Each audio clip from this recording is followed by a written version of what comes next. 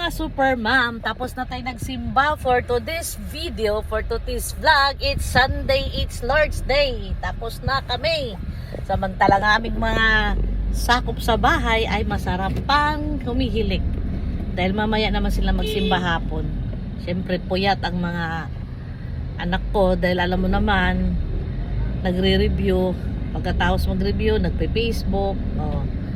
So, ako, puyat man o hindi, mas gusto kong magsimba ng umaga para sa maghapon ng linggo. Hindi ako nagmamadali na umuwi dahil magsisimba kasi ang first mass naman ang umpisa naman sa hapon kasi alas 3,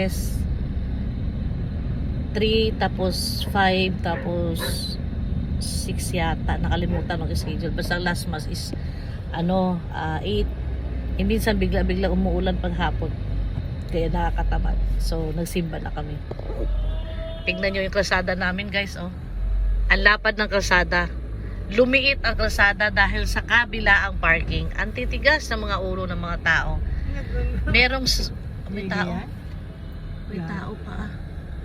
Baka masagasaan ng kotse. Tingnan mo tong mekaniko, oh.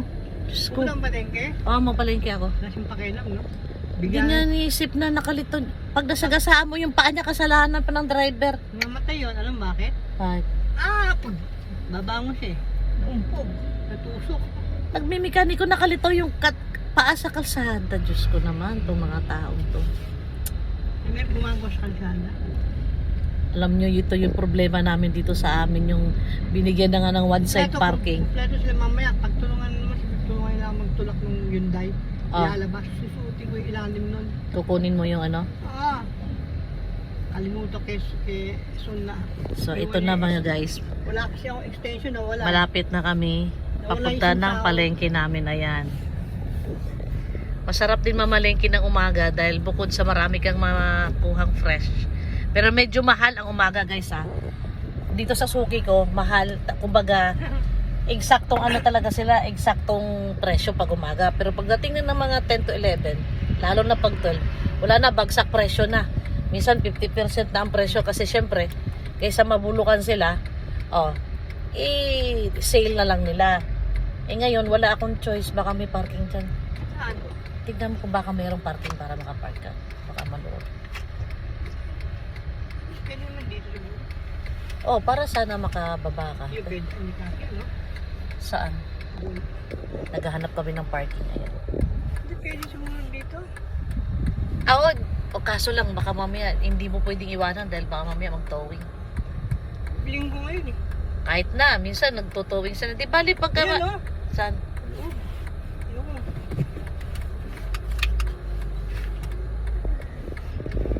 Dito, mahirap mag-parking sa amin kasi bakit? Dami oh. Ginawa ng parking ng iba.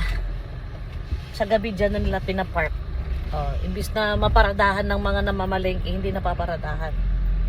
Kasi mas marami ditong... Diba? mas marami na ditong nagpa-park na. Ayan ba? Ayan. Sige. Dyan na lang. Sige, dyan na lang. Hindi ako hirap lang sumiksik dun. Yan. May pupuntang gago dyan. Dito, may iniiwan dito na kotse sa gabi. Alam nyo na kung bakit, di ba? So ngayon, parang wala masyadong tao. Yan, mamaya. Biglang may dumating na parking boy, di ba? Temo, public market. May parking boy. Hindi mo naman kailangan ng parking boy kasi open space naman to at free naman talaga. Minsan napipilitan ka na lang magbigay kasi mamaya gasgasan yung kotse mo o kaya butasan yung gulong mo. Ang hirap eh.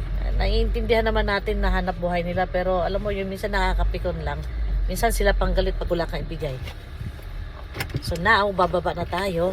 Iwan ko na yung bag ko. Itago ko yung bag ko.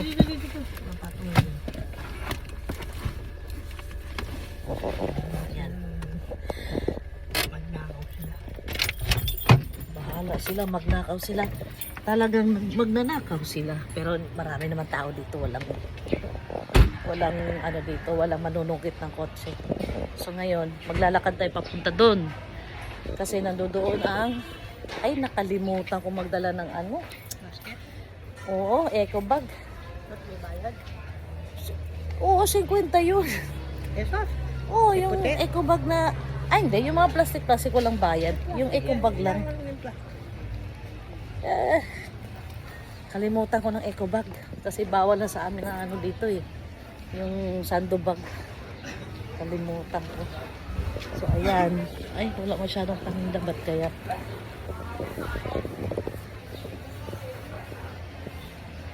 So, naglalakad ako guys. Mauuna ako sa gulay.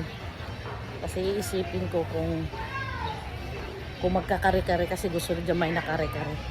So, kung magkakare-kare kami guys, kukuha ako ng pata. Mas masarap pag may pata.